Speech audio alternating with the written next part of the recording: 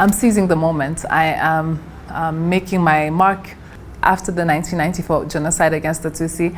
No one could say Rwanda has potential. We were cursed at that point.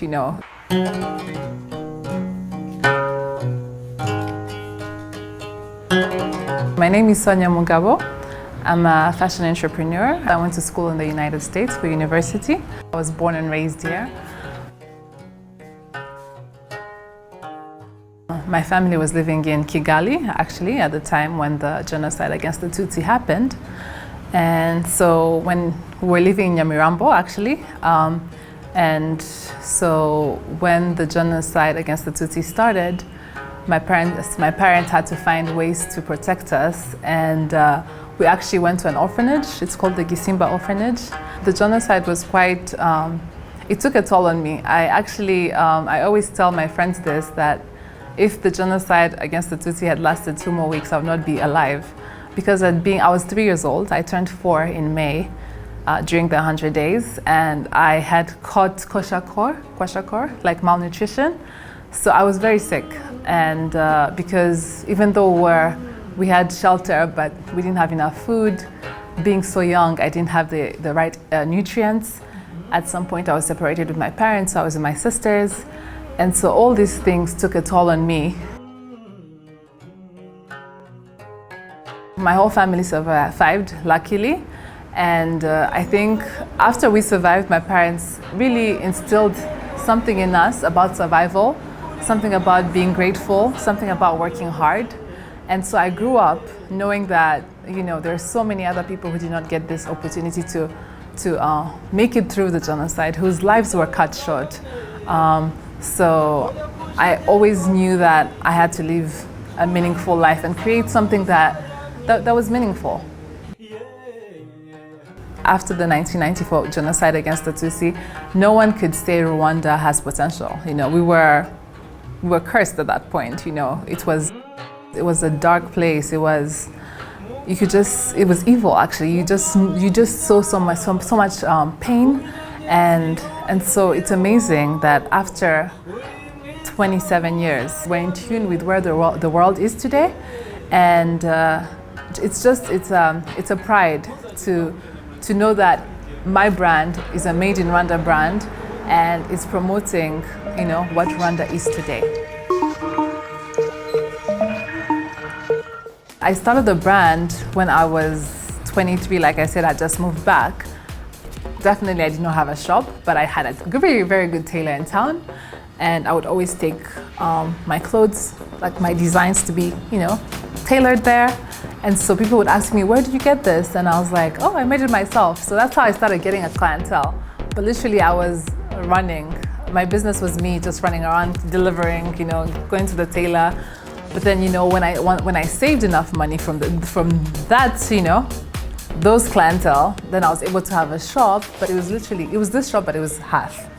And so I was able to employ a tailor and a sales assistant, and eventually we grew. And it's been a journey. I started my brand because I had nowhere to shop. After living abroad for quite some time and coming back, there weren't many options to buy clothes, and I found this as an opportunity for me to start a clothing brand. I could see that it's also something that would help the economy of Rwanda. For example, job creation.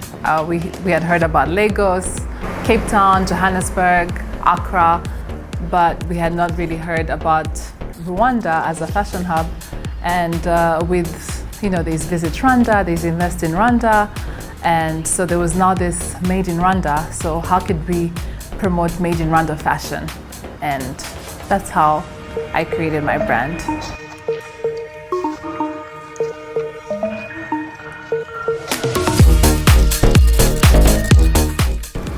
For the opportunities, and I did decide to stay for a bit.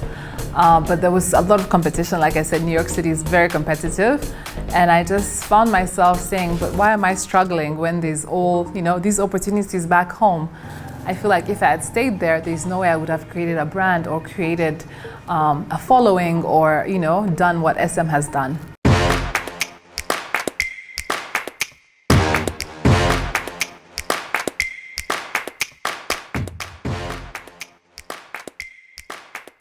For sure. I think, for example, like I said, my parents taught us, like we were survivors. So, I guess I have a survival instinct.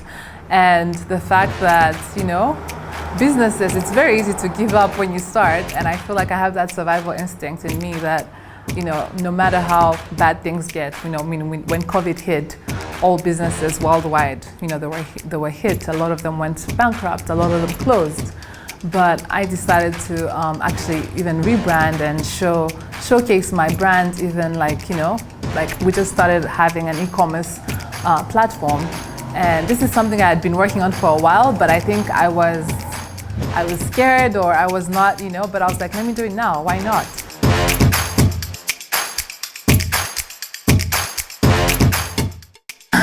It was actually interesting because I was 20 years old. I was in university, like I said, and for me, I love New York City a lot.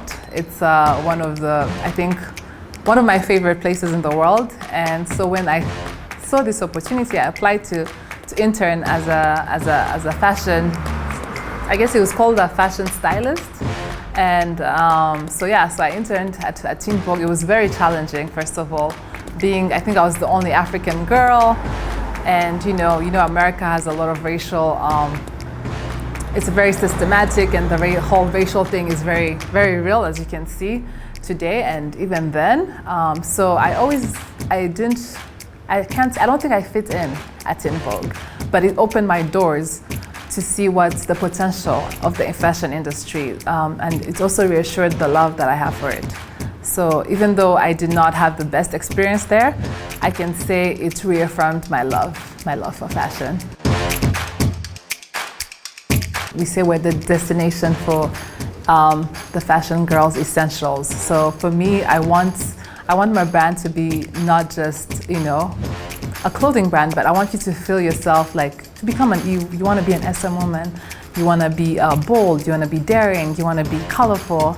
And I just want my clothes to make you feel comfortable, but then also really, we also cater to different body shapes, for example. So all these things, inclusivity is something big in this world today, but also just feel good. So, look good, feel good.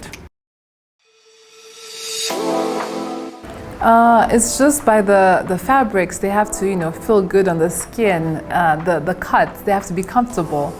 For me, I would say I started my brand because I wanted to be comfortable, A lot of times you see something and you try it, you're like, this is not exactly how I imagined it. So I want my brand to feel comfortable, but then feminine, and also feel good. It's almost like storytelling, So I'm sharing my story through my clothes, and I don't want to be limited, so I use different prints, I use different colors, I use different cuts, but there's always some things that you can always tell, because it's feminine, it's elegant, it's comfortable.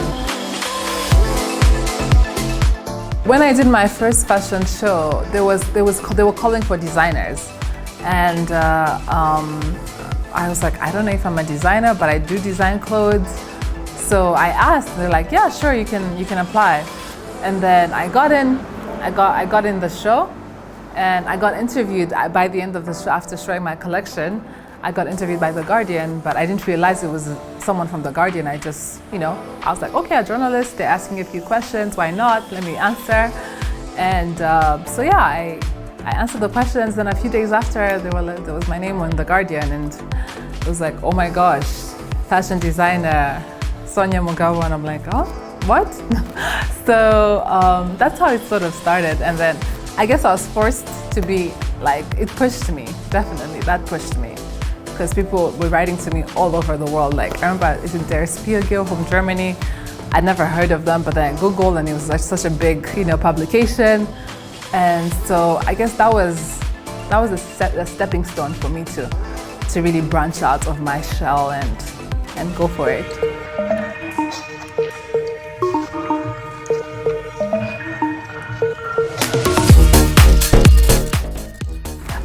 The thing with the fashion industry, because it's a glamorous industry, people think everything is, it's lights, camera, and action, but it's never always like that. Behind the scenes, there's a lot going on. I didn't have a business background, so when I started, my books weren't in order, or my production. I knew exactly the quality I wanted, but how do you get to that quality? You can't go to the bank with your idea, so access to capital is hard. Finding a good team, like I'm not a professional tailor, so how do I am a designer, I am an entrepreneur, but how do I get my designs to be actual products? So that was challenging, to find a team that really understands. Creating a brand story is very hard, It's like, I think any designer will tell you that if someone can identify your clothes or your products in millions, yeah, then you have succeeded. So that's something I keep on working on as well.